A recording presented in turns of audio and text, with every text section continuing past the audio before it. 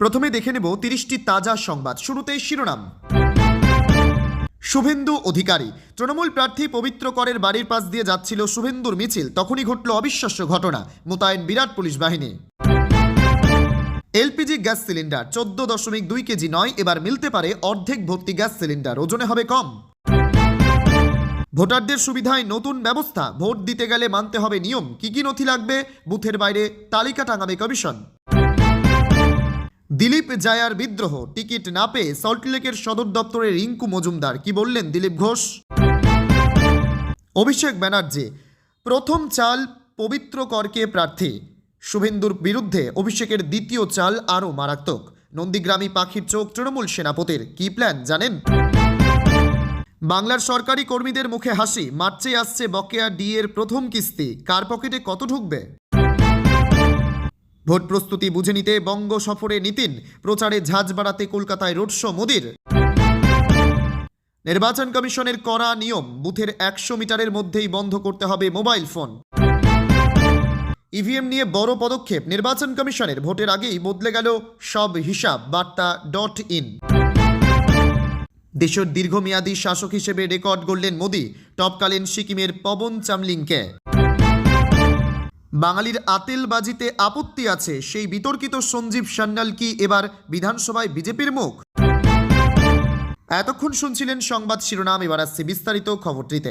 ভিডিওটি ভালো লাগলে লাইক করুন এবং আমাদের ইউটিউব চ্যানেলটি সাবস্ক্রাইব করে আমাদের সঙ্গে থাকুন। পরবর্তী আপডেটের জন্য ধন্যবাদ।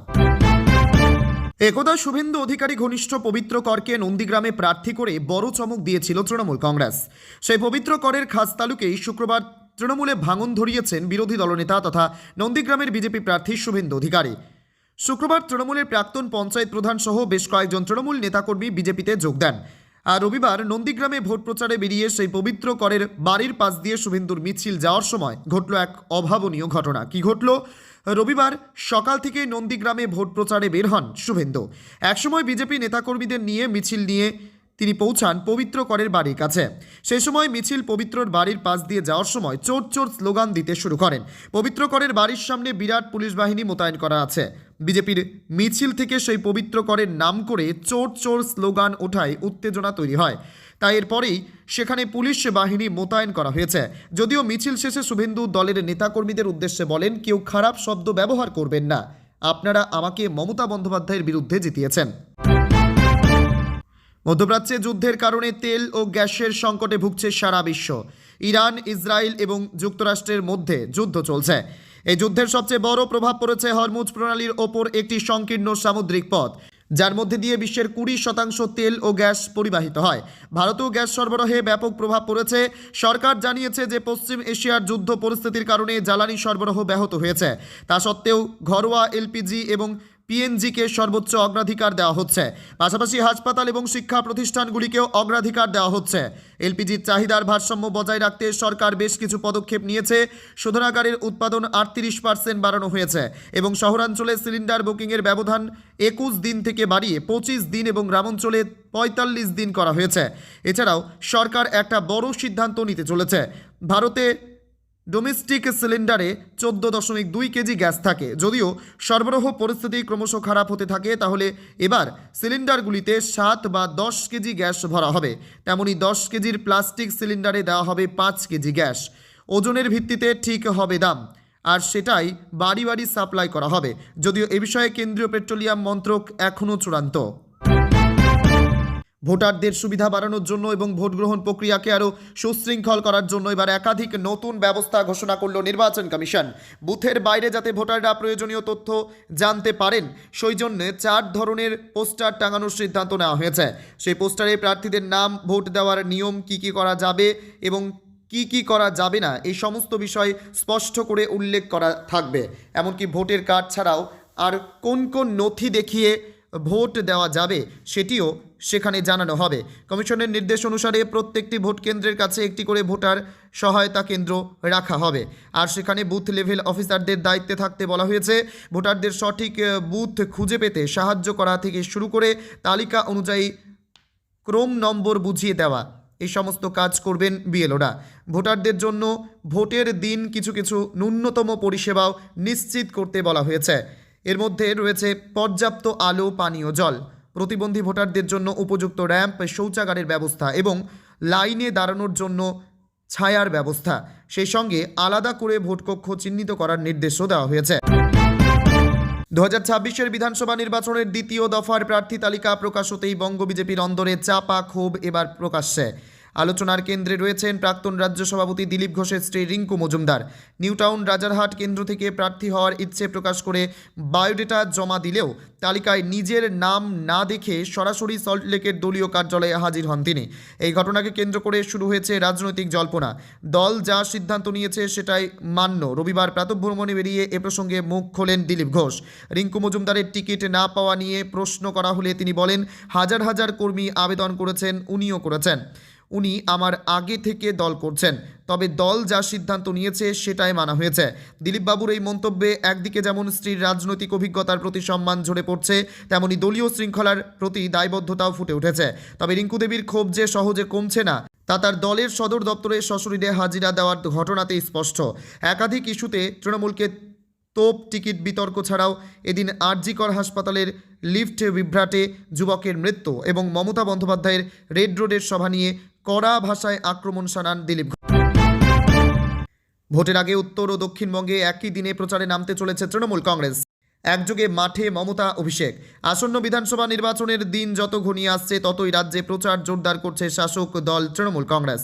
দলীয় সূত্রে জানা গেছে, মুখ্যমন্ত্রী মমতা বন্দ্যোপাধ্যায় এবং তৃণমূলের সর্বভারতীয় সাধারণ সম্পাদক অভিষেক বন্দ্যোপাধ্যায় এবার রাজ্যের দুই প্রান্ত থেকে সমান্তরালভাবে নির্বাচনী প্রচার শুরু করেছেন।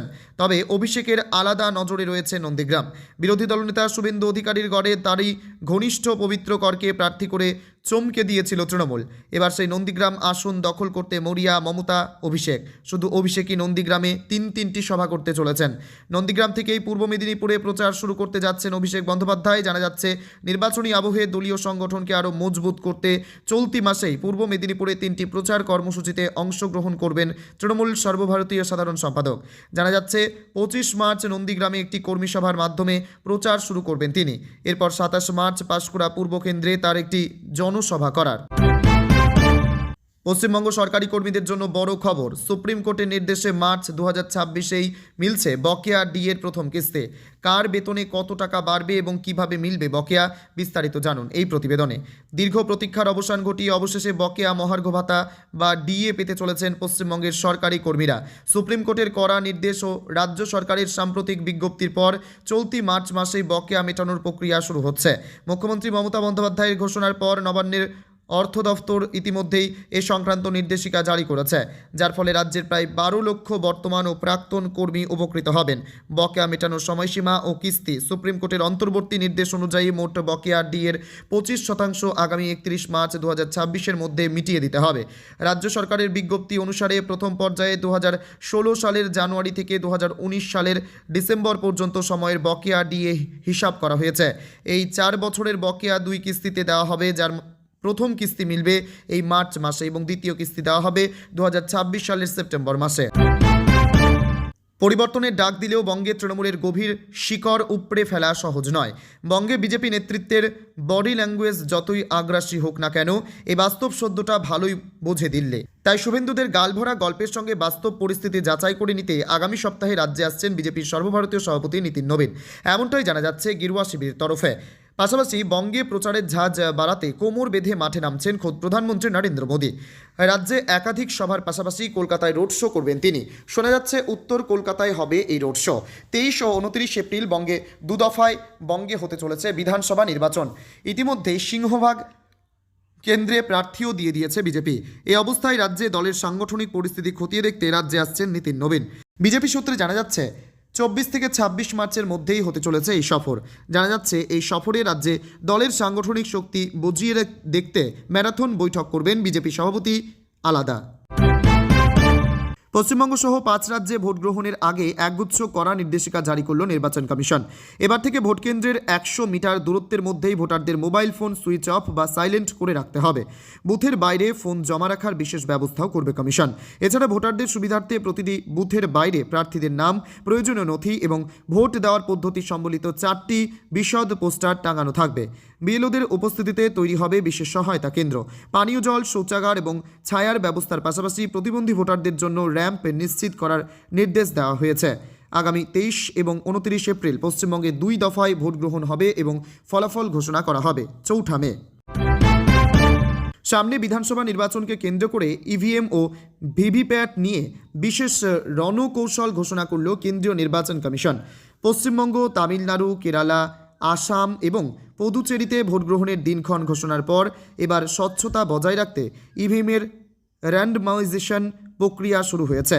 কমিশন জানিয়েছে, আসাম, কেরালা ও পুদুচেরিতে প্রথম দফার র্যান্ডমাইজেশন ইতিমধ্যেই সম্পন্ন হয়েছে। জেলা স্তরের গুদাম থেকে ইভিএমগুলিকে বিধানসভা ভিত্তিক ভাগ করার এই প্রক্রিয়ায় উপস্থিত ছিলেন রাজনৈতিক দলগুলির প্রতিনিধিরা। জেলা নির্বাচনী আধিকারিকরা ইভিএম ম্যানেজমেন্ট সিস্টেমের মাধ্যমে এই তালিকা চূড়ান্ত করেছেন। পুরো প্রক্রিয়াটি স্বচ্ছ রাখতে রাজনৈতিক দলগুলোর হাতে সংরক্ষিত ইভিএম তালিকা তুলে দেওয়া হয়েছে। আপাতত এই যন্ত্রগুলো কড়া নিরাপত্তায় বিধানসভা ভিত্তিক স্ট্রংরুমে রাখা হবে। পরবর্তীতে প্রার্থীর তালিকা চূড়ান্ত হলে দ্বিতীয় দফার র্যান্ডমাইজেশনের করে যন্ত্রগুলি নির্দিষ্ট পোলিং স্টেশনে পাঠানো হবে। কমিশনের এই ভারতের রাজনীতিতে নজিরবিহীন রেকর্ড। রবিবার ইতিহাস গড়লেন প্রধানমন্ত্রী নরেন্দ্র মোদী। দেশের সবচেয়ে দীর্ঘ সময় ধরে ক্ষমতায় থাকা শাসক হিসেবে নতুন মাইল ফলক স্পর্শ করলেন তৎকালীন সিকিমের প্রাক্তন মুখ্যমন্ত্রী পবন কুমার চামলিং এর রেকর্ড। প্রতিদিন 8,930 দিন ক্ষমতায় থেকে এতদিন 8,930 দিন ক্ষমতায় থেকে শীর্ষে ছিলেন চামলিং। এবার 8,931 দিন পূর্ণ করে সেই রেকর্ড ভাঙলেন মোদী। গুজরাতের মুখ্যমন্ত্রী এবং দেশের প্রধানমন্ত্রী হিসেবে তার সম্মিলিত মেয়াদ ধরেই এই হিসাব করা হয়েছে। এই সাফল্য শুধু সময়ের নিরিখে নয়, রাজনৈতিক ধারাবাহিকতা এবং জনসমর্থনেরও বড় প্রমাণ বলে মনে করছে রাজনৈতিক মহল। জনিতি সম্ভাবনার খেলা। শেষ মুহূর্তে পৌঁছেও অনেক কিছু বদলে যায়। তবে সেরকম অঘটন না ঘটলে বিজেপির তৃতীয় প্রার্থী তালিকায় বড় চমক থাকতে পারে। সেই সম্ভাব্য মুখের নাম সঞ্জীব সান্যাল। বিজেপির প্রথম তালিকায় বিশিষ্ট অর্থনীতিবিদ ও বর্তমান বিধায়ক অশোক লাহিড়ির নাম না থাকাটাই ছিল অন্যতম বিস্ময়। 21 সালে বিধানসভা ভোটে বালুরঘাটে তাকে যখন প্রার্থী করা হয় তখন অনেকেই ধরে নিয়েছিলেন বিজেপি সরকার গড়তে পারলে ইনিই হবেন রাজ্যের পরবর্তী অর্থমন্ত্রী। অথচ এবার ভোটে সেই ছবিটাই উল্টে গেছে। বরং খবর হলো শেষমেশ অশোক লাহিড়িকে এবার হয়তো প্রার্থী নাও করতে পারে বিজেপি। প্রশ্ন হলো, তাহলে সেই শূন্যস্থান পূরণ করবেন কে? সূত্রের খবর, সম্ভাব্য সেই বিকল্প নাম হলো সঞ্জীব সান্যাল। গত 4 বছর ধরে প্রধানমন্ত্রী নরেন্দ্র মোদীর অর্থনৈতিক উপদেষ্টা পর্ষদের সদস্য সঞ্জীব। তার আগে 5 বছর অর্থমন্ত্রী নির্মলা সীতারমণের অর্থনৈতিক উপদেষ্টা ছিলেন। পদাধিকারে তিনি এখন